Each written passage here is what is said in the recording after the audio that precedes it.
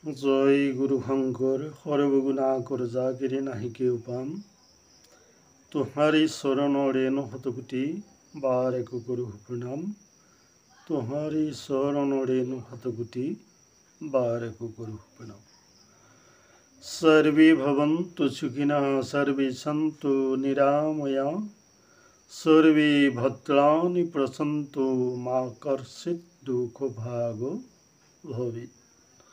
ওম শান্তি ওম শান্তি ওম শান্তি। পৰম শ্ৰদ্ধাৰ সমস্ত ভক্তপ্ৰাণ বৈষ্ণৱবৃন্দ মাতৃসকল ডেকা বন্ধুসকল সকলোলৈকে শ্ৰদ্ধা ভক্তি আমি জনাইছোঁ। সকলোৱে কুশল মংগলে থাকক, সুখ শান্তিৰে থাকক, কাৰো ব্যাধি নহওক, এই কামনাৰে আমি আজিৰ ভিডিঅ'টি প্ৰস্তুত কৰিবলৈ লৈছোঁ। অৱশ্যে আজি ভিডিঅ'টিৰ মূল বিষয়বস্তু আমাৰ সকলোৰে প্ৰাণৰ, সকলোৰে হিয়াৰামুঠু, সকলোৱে হৃদয়ত বাজি থকা, স্বৰূপ হৈ থকা ঈশ্বৰ পুত্ৰ জুবিন গাৰ্গ। তেখেতক আমি সৰ্বপ্ৰথমে আমাৰ ফালৰ পৰা শ্ৰদ্ধাঞ্জলি জ্ঞাপন কৰিছোঁ। তেখেতে য'তে আছে সুখ শান্তিৰে খুব সুন্দৰভাৱে থাকক, আমি তাৰেই কামনা কৰিছোঁ। এতিয়া আমি দুটিমান কথা আলোচনা কৰিম।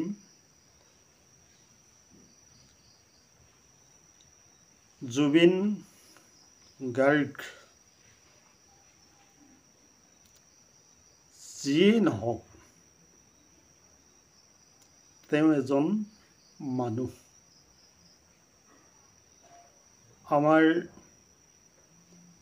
শ্ৰদ্ধাৰ যিসকল অনুৰাগী, জুবিনৰ অনুৰাগী বুলি ক'লে কেৱল যুৱচামটোৱেই নহয়, আমি সকলোৱেই তেওঁৰ যি আদৰ্শ, সেই আদৰ্শক আমি শ্ৰদ্ধা জনাইছোঁ। যিজন ব্যক্তি সকলো মানুহৰ লগত মিলিব পাৰে, কোনো জাতিভেদ নিবিচাৰে,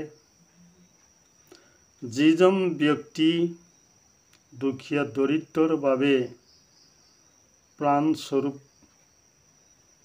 যিজন ব্যক্তি আমাৰ সকলোৰে বাবে হৃদয়ত বাজি থকা ঈশ্বৰৰ দৰে এক অনুভূতি, সেই ব্যক্তিজন যিদিনা আমাৰ মাজৰ পৰা নোহোৱা হ'ল, আমিও ভাগৱতৰ বা গীতাৰ কথাসমূহ ব্যাখ্যা কৰিবলৈ যোৱাৰ সময়ত আমাৰ কিবা এটা নাইকিয়া নিচিনা অনুভৱ হয়। এতেকে আজি আমি তেওঁৰ দুটিমান কথা ক'ম। অৱশ্যে এজন মানুহৰ গাত দুটা গুণ থাকে, এটা ভাল আৰু এটা বেয়া। এই দুইটা গুণেই কিন্তু প্ৰত্যেকজন ব্যক্তিৰ লগত থাকে।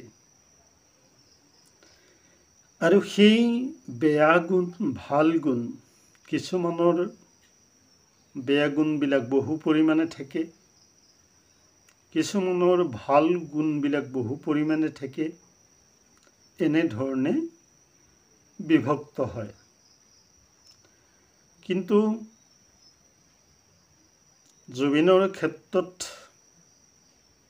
আমি অলপ বেলেগ হিচাপে পাওঁ। তেওঁ যিষাৰ কথা কৈছিল যে মোৰ কোনো জাতি নাই, মোৰ কোনো ধৰ্ম নাই, মই মুক্ত, এই কথাষাৰ বৰ গুৰুত্বপূৰ্ণ তথা আধ্যাত্মিক। ইয়াক বুজাটো ইমান সহজ নহয়, হয়তো জুবিনে বুজিছিলে নাই তাকো নাজানো, কিন্তু ইমান সুন্দৰ কথাষাৰ ক'লে। এই কথাষাৰ আমি ভাগৱতত পাইছোঁ, গীতাত পাইছোঁ, আগতেই পাইছোঁ। অৰ্থাৎ এজন ব্যক্তি মুক্ত কেতিয়া হয়? দুটা পদ্ধতি আছে। এজন ব্যক্তি মুক্ত হোৱাৰ দুটা পদ্ধতি আছে। এটা জীৱিত কালত আৰু এটা মৃত্যুৰ কালত। জীৱিত কালত মুক্ত কোন হ'ব পাৰিছে? যিজনে কোনো জাতি নাচায়, যিজনে কোনো ধৰ্ম নাচায়, যিজনে সকলোকে সমান অনুভৱ কৰে, সেই ব্যক্তিজনেই মুক্ত। তেওঁৰ কাৰণে কোনো শত্ৰু নাই, শত্ৰু নাই কোনো তেওঁৰ কাৰণে। আৰু সেইজন ব্যক্তিৰ বাবে যদি কোনোবা শত্ৰু হয়, তাতকৈ আৰু পৃথিৱীত নৰপিশাচ আৰু কোনো নহ'ব। আৰু যিজন ব্যক্তি শৰীৰ ধাৰণ কৰি থকা অৱস্থাত মই ধনী, মই বহুত ডাঙৰ মানুহ, মোৰ জাত উচ্চ, মোৰ জাতি উচ্চ, এইবিলাক কথা কৈ নিজক যি বহু ওপৰত ৰাখিব চেষ্টা কৰে, সেইবিলাক মানুহকে মুক্ত বুলি ক'ব নোৱাৰি। সেইবিলাক অমুক্ত, কেতিয়াও মুক্ত হ'ব নোৱাৰে। এইবোৰ গীতাৰ কথা, এইবোৰ জুবিনৰ যে এই অনুভূতিটো আহিল, এইষাৰ কথা ক'বলৈ এই অনুভূতিটো আহিল, এইটো খুব সুন্দৰ অনুভূতি। এজন ভাল জ্ঞানী পুৰুষেহে এষাৰ কথা ক'ব পাৰে, সকলোৱে কেতিয়াও নোৱাৰে। গতিকে এই যিসকল উচ্চ বুলি ভাবে, সেইসকলে মৃত্যুৰ পিছতো মুক্ত নহয়। আৰু যি জীৱিত কালতেই মুক্ত, সি পৰলোকতো মুক্ত, এইটো আৰু ভাবিবই নালাগে। আৰু তেওঁৰ হৈ আমি এইকাৰণে দুআষাৰ ক'বলৈ লৈছোঁ। বৰ সুন্দৰ কথা তেখেতে আমাৰ আগত দাঙি ধৰিলে। আৰু মুক্ত কেতিয়া হয়? যেতিয়া ঈশ্বৰ পুৰুষৰ দৰে কাম কৰে, ঈশ্বৰৰ লগত যোগ হৈ যায়, প্লাছ হৈ যায়। সেইকাৰণে গীতাত প্ৰতিটো অধ্যায়ত যোগ বুলি দিছে, যোগ হয়। গতিকে এই যিটো পদ্ধতি তেওঁ যোগ হৈছে, গতিকে বহুতে আমি ধৰি লওক খুব সুন্দৰকৈ 3 বস্ত্ৰ পৰিধান কৰি আমি যদি ঈশ্বৰ পুৰুষৰ বিষয়ে মাত্ৰ মানুহৰ আগত দেখাওঁহে, সেইটোতো ভাল নহ'ব। এইটো চুৰি কাৰবাৰ, এইটো চুৰি বুলি কয়। যিজন পুৰুষে ভকত অৰ্থাৎ ঈশ্বৰৰ পুত্ৰসকলে, ঈশ্বৰৰ অংশ থকা ব্যক্তিসকলে কেৱল ঈশ্বৰৰ কৰ্ম কৰে, দিন দৰিদ্ৰক সহায় কৰে, কাৰোবাৰ দুখ দেখিলে দুখিত হয়, সুখ দেখিলে সুখ অনুভৱ কৰে, সেইজন ঈশ্বৰ পুত্ৰ বুলি কয়। আৰু আমি এটা কথা কৈছোঁ যে মুক্ত হোৱাটো ঈশ্বৰৰ লগত সম্বন্ধ থাকিব লাগিব, তেতিয়া মুক্ত হয়। আৰু এটি পদ্ধতি আমি ক'ব বিচাৰিছোঁ, জুবিনৰ মৃত্যুৰ ক্ষেত্ৰত আৱেগিক হৈ থকা অনুৰাগীসকলে আৱেগিক হৈছে। এইটো এটা পৰম্পৰা, অনুভূতি যাক দেখাব নোৱাৰি। প্ৰয়োজন হ'লে মৰি যাব, প্ৰয়োজন হ'লে বহুত বেয়া বেয়া কামত আগবাঢ়ি যাব। আৱেগিক বস্তুটো বহুত বেয়া। এজন যেতিয়া পিতৃৰ হিয়াৰ আমঠু স্বৰূপ পুত্ৰ বা জীয়েক চকুৰ আগত মৃত্যু হৈ যায়, পিতৃ মাতৃয়ে কম দুখ পায়, কম হতাশাত ভোগে, কিছুমান মৰি থাকে, কিছুমানে কিমান দুখত ভাগি গোটেই জীৱন কটাবলগীয়া হয়। এইবিলাক হৈছে লৌকিক কথা। আৱেগিক হোৱাটো অনুৰাগীৰ এক স্বাভাৱিক। সকলো আৱেগিক হয়। স্বয়ং ভগৱানো আৱেগিক হৈ গৈছে। কিন্তু শাস্ত্ৰৰ মতেদি আৱেগিক হৈ মানুহে দেখাব পাৰিব, কিন্তু আৱেগিক হোৱাৰ কোনো অৰ্থ নাথাকে। প্ৰয়োজন হ'লে তেওঁ কৰা কৰ্মবিলাক সুন্দৰভাৱে পালন কৰিব পৰাটো, সেইটোৱেই হৈছে অনুৰাগী। তেওঁ যি পথেৰে গতি কৰিছিল, যি মাৰ্গত থাকিছিল, সেই মাৰ্গটো আমি ল'ব লাগিব। যেনে ঈশ্বৰে যি কৰ্ম কৰিছিল, সেই কৰ্মটো কৰিবলৈ আমি চেষ্টা কৰিছোঁ। কিন্তু সেই চেষ্টাটো কৰিবহে পাৰিম, কিমান সম্ভৱ, কিমান কি হ'ব আমি নাজানিম। মাত্ৰ বিশ্বাস ঈশ্বৰৰ লগত। প্ৰভু, তুমি মোৰ, মই তোমাৰ। এই ভাৱনাৰে আমি যদি ঈশ্বৰৰ ওচৰত ইমান কোনো ভাবোঁ যে প্ৰভু, তুমি মোৰ, মই তোমাৰ, তুমি মোৰ, মই তোমাৰ, তুমি মোৰ, মই তোমাৰ, বিশ্বাসৰ মাৰ্গৰ মাজেদি যদি এই কথাষাৰ ক'ব পৰা যায়, তেতিয়াহ'লে ঈশ্বৰৰ সিমানতে সন্তুষ্ট। ঈশ্বৰে যি কৰ্ম কৰিছে, ঈশ্বৰে যি ভাল পায়, ঈশ্বৰে যি খায়, ঈশ্বৰে যি কাম কৰে, সেই গোটেইবিলাক যিজন ব্যক্তি কৰিব পাৰে, সেইজনহে ঈশ্বৰৰ ভক্ত বুলি ক'ব পাৰি। আৰু যি জুবিনৰ থকা কামখিনি বা জুবিনক কৰি যোৱা যি কৰ্ম, সেই কৰ্মবিলাক যিজন ব্যক্তিয়ে কৰি যাব পাৰে শুদ্ধ ৰূপে, সেইজনহে জুবিনৰ অনুৰাগী বুলি ক'ব পাৰি। যেনেকৈ ঈশ্বৰৰ ভক্ত, জুবিনৰ অনুৰাগী, একেই কথা। গতিকে এই ক্ষেত্ৰত আপোনালোকক আমি কৈছোঁ, এতিয়া বৰ্তমান জুবিন ক্ষেত্ৰ, সমাধি ক্ষেত্ৰত কেতিয়াও জুবিন ক্ষেত্ৰ হ'ব নোৱাৰে।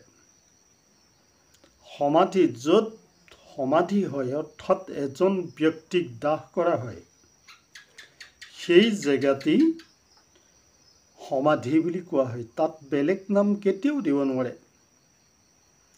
মৰাটো যেনেকৈ নাই মৰা বুলি ক'ব পাৰি জানো? কেতিয়াও নোৱাৰে। গতিকে জুবিনক মৰা বুলি ক'বই নোৱাৰি। মৰা শব্দই নাই। তেওঁ কি বুলি ক'ব পাৰে যে বিয়োগ, বা তেওঁ স্বৰ্গগামী, এই বুলিহে ক'ব পাৰি। মৃত্যু বুলিও ক'বলৈ বেয়া লাগিব। সেইবাবে আমি কৈছোঁ অনুৰাগীসকলক যে তেওঁলোকে বহুত কথা ক'ব নালাগে। আৰু কোনো কোনো অনুৰাগীয়ে এনেকুৱা নিচিনা পোষ্ট দিছে যে জুবিনৰ নাম গাওক, জুবিনৰ নাম লওক, জুবিনৰ মায়াবিনী বজাওক, নামঘৰত বজাওক, মছজিদত বজাওক। এইবোৰ বেয়া কথা, এইবোৰ ক'ব নালাগে। অৰ্থাৎ জুবিনৰ গীত নামঘৰত বাজি আছে, নবজাকৈ থকা নাই। জুবিনৰ যি সুন্দৰ সুন্দৰ দিহানাম, সেই নাম যেতিয়া নামঘৰৰ ভিতৰত বক্সত বাজি থাকে, আমি প্ৰৱেশ কৰাৰ লগে লগে সেই যে নামঘৰ জুবিনৰ গানেৰে গোটেই আধ্যাত্মিক আনি দিছে, এনেকুৱা আমাৰ অনুভূতি হয়েই। আৰু তাত মায়াবিনী গান লগালেহে যে শুদ্ধ হ'ব বা কাৰোবাক জোৰ কৰিব পৰা ব্যৱস্থাটো কেতিয়াও নকৰিব। এইবিলাক বেয়া কথা। যে আমুকত মছজিদত মায়াবিনী লগাওক, এইবোৰ নক'ব। আমি সকলো ধৰ্মকে সমান দেখিব লাগিব। তেওঁলোকে এটা নিয়ম পালন কৰিছে, সেই নিয়ম তেওঁলোকে পালন কৰিবই। আৰু তাত এনেকুৱা কথা জোৰ নকৰিব। জোৰ কৰাটো কেতিয়াও শুদ্ধ নহয়। আপোনাক মই জোৰ কৰি জানো কিবা কৰাব পাৰিম? আপোনাৰ যদি অন্তৰে নলয়, আপুনি ঈশ্বৰক বিশ্বাস কৰি আছে, ঈশ্বৰে আপোনাৰ পাৰ কৰিব। ভক্তিটো কেইবাটাও প্ৰকাৰ আছে। ভক্তি এটা প্ৰকাৰ নহয়, বহু প্ৰকাৰ আছে। গতিকে সেই বহু প্ৰকাৰৰ মাধ্যমেদি কিছু কিছু ব্যক্তিয়ে, ধৰি লওক জুবিনৰ ক্ষেত্ৰতে তেওঁ ভক্তি কৰিছে। নকৰাকৈ বুলি তেওঁ যে চুৰিয়া লংপেন আৰু গামোচা চেলেং নাই লোৱা, সেইকাৰণে তেওঁৰ ভক্তি নাই বুলি আপোনালোকে ক'ব পাৰিব জানো? আৰু যিসকলে চুৰিয়া পৰিধান কৰিছে, গামোচা চেলেং পৰিধান কৰিছে, সেইসকলেও ভক্তি নাই বুলি কেতিয়াও নক'ব। এইবিলাক বেয়া কথা। গতিকে যোনে যেনেকৈ পাৰিছে ভক্তি কৰিবই। ভক্তি হৃদয়ৰ বস্তু, ভক্তি ভিতৰৰ বস্তু। ভক্তি কেতিয়াও কাপোৰৰ বস্তু নহয়। গতিকে এই কথাবিলাকত মোৰ অনুৰোধ, আপোনালোকে কেতিয়াও জোৰ নকৰিব যে এইটো কৰক, সেইটো কৰক, আমুক বন্ধ হ'ব লাগে, তামুক বন্ধ হ'ব লাগে। এইবিলাক কথা কোনো কাৰণত নক'ব, জোৰ নকৰিব। আৰু লগতে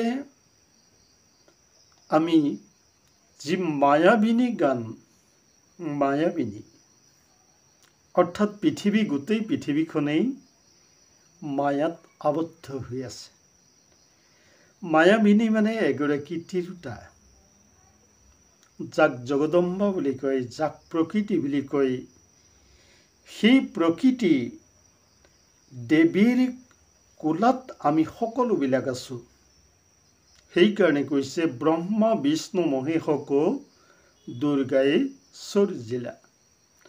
আপোনাৰ মোৰ বহুত পাক লাগি যাব যে ব্ৰহ্মা বিষ্ণু মহেশকনো দুৰ্গাই সৰ্জন কৰিছিলে। এইটো সত্য কথা জানো? আপুনিওতো বিচ্যুতি খাব। কিন্তু সেইটো নহয় যে ব্ৰহ্মা বিষ্ণু মহেশেও এটি কায় ধাৰণ কৰিছে। জীৱ থাকিবলৈ এটি চোলাৰ প্ৰয়োজন। সেই চোলাটোকে শৰীৰ বুলি কৈছে। যেতিয়া সেই চোলা ফাটি চিটি বেয়া হৈ যাব, তেতিয়া সেই চোলাটো ত্যাগ কৰি বেলেগ এটা চোলা কিনি লয়। ঠিক তেনেধৰণে আমাৰ যেতিয়া এই সুন্দৰ দেহাটি এটা সময়ত সুতুৰা মুতুৰা হ'ব, দাঁত সৰিব, চকুৱে নেদেখা হ'ব, কাম নাইকিয়া হ'ব, সেই সময়ছোৱাত আমি এই শৰীৰ ত্যাগ কৰিব লাগিব। অৰ্থাৎ এই চোলাটো এৰি দিব লাগিব। এই চোলাটো এৰাৰ পিছত আমি আকৌ নতুন চোলা এটা পাম।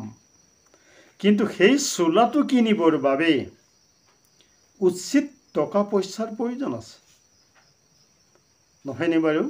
যদি আপুনি বহুত টকা দিয়ে ভাল চোলাটো পিন্ধিব পাৰিব, যদি কম টকা দিয়ে তাতকৈ অকণমান নৰম চোলা পিন্ধিবলৈ পাব, যদি একেবাৰে পইচা নাই তেতিয়া জাহা তাহা চোলা পিন্ধিব লাগিব।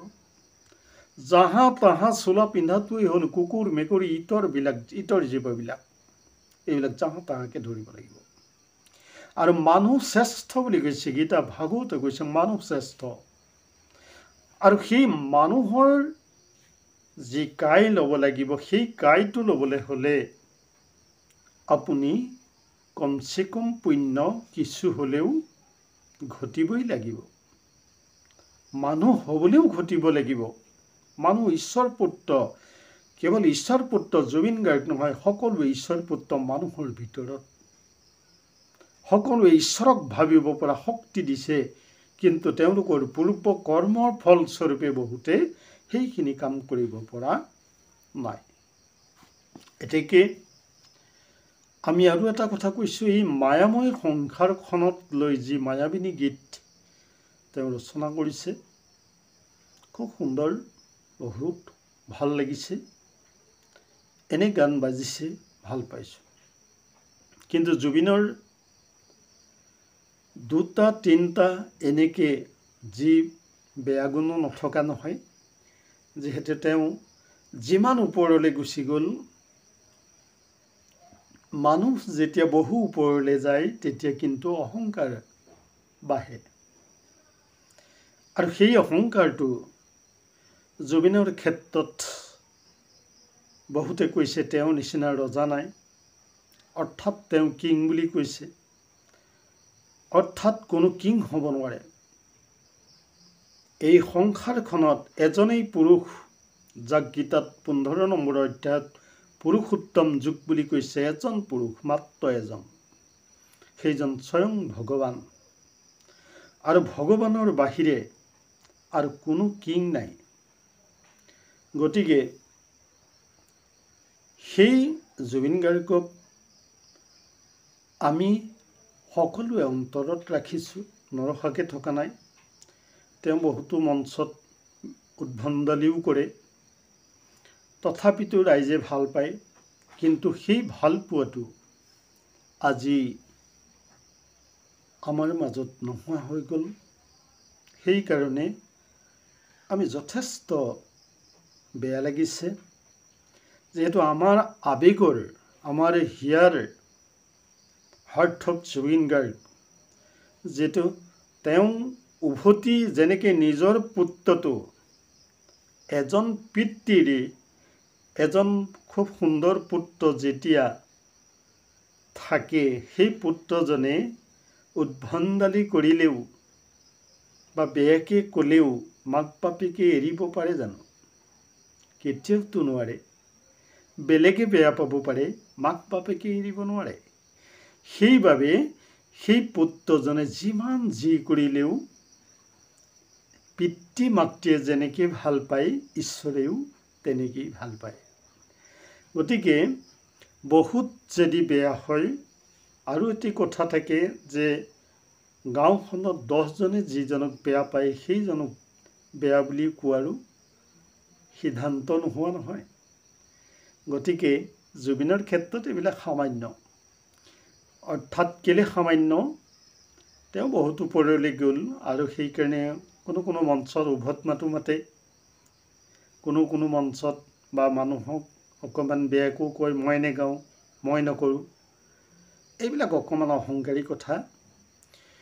এইবিলাক তেওঁৰ জীৱনত কিছু হৈছে, নোহোৱা নহয়, সেইটো তেওঁৰ অলপ বেয়া গুণৰ ভিতৰত পৰে। কিন্তু আমাৰ আগতো বহুতো এনেকুৱা সুন্দৰ সুন্দৰ গায়ক আছিল, বিশেষ ব্যক্তিসকল আছিল, সেইসকলে তেনেকুৱা কোনো কাম কৰা নাই। গতিকে অনুৰাগীসকলক মই এটা অনুৰোধ কৰিছোঁ, আমাৰ ফালৰ পৰা অনুৰোধ, আপোনালোকে যে কমেণ্ট কৰে বহুত বেয়াকৈ, এইটো এটা অভিশাপ স্বৰূপ হৈ যাব পাৰে। মানুহ জন্ম হৈছোঁ পৃথিৱীত আশীৰ্বাদ লাভ কৰিবৰ বাবেহে, অভিশাপ নহয়। যদি কোনোবাই অভিশাপ দিছে কাৰোবাক, সেইজন ব্যক্তি নিজে দিব নোৱাৰে। আমি কাকো অভিশাপ দিব নোৱাৰোঁ আৰু কাকো আশীৰ্বাদো দিব নোৱাৰোঁ। কিয় নোৱাৰোঁ জানেনে? হয়তো আপোনালোকে ভাবিব এইজন দেখোন এজন মহা সাধু, কিন্তু তেওঁ আশীৰ্বাদ দিব নোৱাৰে কি কাৰণে? অৰ্থাৎ এই সকলোবোৰ ঈশ্বৰৰ অংশ, ঈশ্বৰৰ কথা। আমি আশীৰ্বাদ দিব পৰা ব্যৱস্থাটো কেৱল ঈশ্বৰৰ লগতহে আছে। ঈশ্বৰে যেতিয়া, অৰ্থাৎ ঈশ্বৰ আমাৰ লগতেই আছে। আমাৰ যেতিয়া মনৰ শান্তি সেইজন ব্যক্তিলৈ, যিজন ব্যক্তিক আশীৰ্বাদ দিব লাগে, সেইজন ব্যক্তি যেতিয়া আমাৰ মনৰ একেবাৰে হিয়াৰ হৈ যাব, যেন এটা কথা সুধিলে 10টা কথামান ক'বলৈ মন যায়, তেনেকুৱা হ'ব, সেইজন ব্যক্তিকহে আশীৰ্বাদ পাব। তেওঁ বেলেগকৈ আমি নমো নমো নাৰায়ণ গাবই নালাগে, তেওঁ আশীৰ্বাদ হৈ যায়। আশীৰ্বাদ কিনা বস্তু নহয়, আশীৰ্বাদ লোৱা বস্তু। আৰু আশীৰ্বাদ ল'বলৈ নিজৰ কৰ্ম শুদ্ধ হ'ব লাগিব। আৰু অভিশাপো একেই। যিজন ব্যক্তিয়ে অভিশাপ লওঁ বুলিলেও ল'ব নোৱাৰে, অভিশাপো লোৱা বস্তু নহয়, কিন্তু তেওঁ সকলো কৰ্মৰ ওপৰত কাম হয়। সেইকাৰণে জুবিনে কোনো সন্ত মহন্তৰ ওচৰত আশীৰ্বাদ বিচৰা নাই। তেওঁ কৰ্মই আশীৰ্বাদ হ'ল। জীৱনত কৰ্মই আশীৰ্বাদ। আপুনি যদি কৰ্ম শুদ্ধ কৰিব পাৰে, ঈশ্বৰৰ, আমি আগতে কৈছোঁ, ঈশ্বৰৰ কৰ্ম যদি আপুনি কৰিব পাৰে, ঈশ্বৰৰ ওচৰত আপোনাৰ লগতেই থকা অন্তৰ্যামী ভগৱানে আপোনাক ওপৰলৈ লৈ যাব। ই কেতিয়াও হ'বই নোৱাৰে যে ই বেয়া কথা বুলি ক'বই নোৱাৰে, ই শুদ্ধ কথা। সেইকাৰণে জুবিন ইমান ওপৰলৈ গ'ল। সেইকাৰণে কৈছোঁ প্ৰভুসকল, বেয়া গুণবিলাক আমি বাদ দিব লাগিব। সন্ত মহন্তসকলৰ যি মহান গুণ, সেইবিলাক অনুকৰণ কৰাটোকে অনুৰাগী বুলি কয়। আৰু তেওঁলোকৰ অনুকৰণ কৰিলেই নহ'ব, তেওঁলোকৰ সেই গুণবিলাকৰ মাধ্যমেৰে আমি আগবাঢ়িব লাগিব, তেতিয়া আমাৰ কাম হ'ব। আৰু এটি কথা হয়, মই শেষত ক'ব বিচাৰিছোঁ, মৃত্যু কেতিয়াও কোনেও কৰিব নোৱাৰে। আমি যে আৱেগিক হৈ কৈছোঁ, আমুকে মাৰিলে, তামুকে কৰিলে, এইটো কথাবোৰ ইমান সত্য নহয়। আমাক ঘোষাত কৈছে, আপুনি আপোনাৰ শত্ৰু, আপুনি আপোনাৰ মিত্ৰ, আপুনি আপোনাৰ তাৰে, আপুনি আপোনাৰ মৰে। অৰ্থাৎ যদিহে মোৰ কৰ্ম শুদ্ধ হয়, এই জন্মত সঠিক হয়, তেতিয়াহ'লে মোৰ মৃত্যু ভগৱানৰ হাতত, মোৰ মৃত্যু মোৰ কৰ্মৰ হাতত।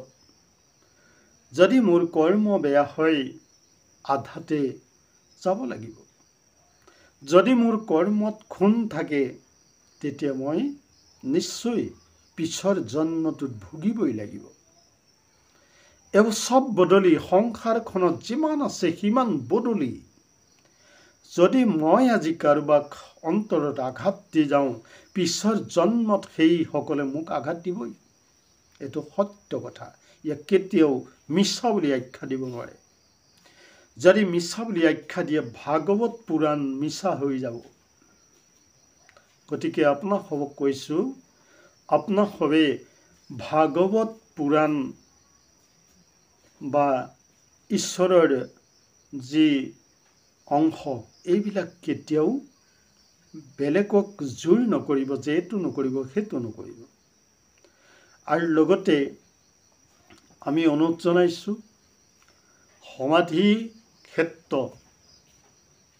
কেতিয়াও জুবিন ক্ষেত্ৰ নকৰিব। জুবিন ক্ষেত্ৰ লাগিলে সমাধি ক্ষেত্ৰৰ কাষতে ভাল এটি জেগা চাই, তাতে জুবিনৰ সেই সুন্দৰ ফটোৰ বা মূৰ্তি ঠিক কৰি লৈ তাতে খুব সুন্দৰভাৱে নাম কীৰ্তন বা যিয়ে নকৰক আপোনালোকে তাত কৰিব। সমাধিত নকৰাটো আমি আহ্বান কৰিছোঁ।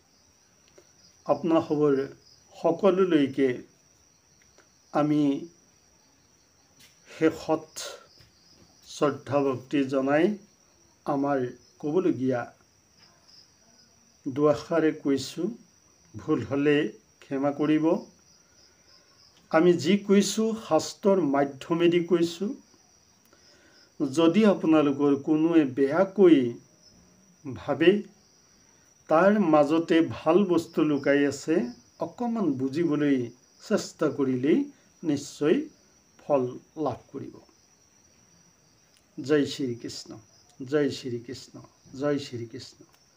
সৰ্বে ভৱন্তু সুখিনঃ, সৰ্বে সন্তু নিৰাময়া, সৰ্বে ভদ্ৰাণি পশ্যন্তু মা কৰ্ষিৎ দুঃখভাগ্ ভবেৎ।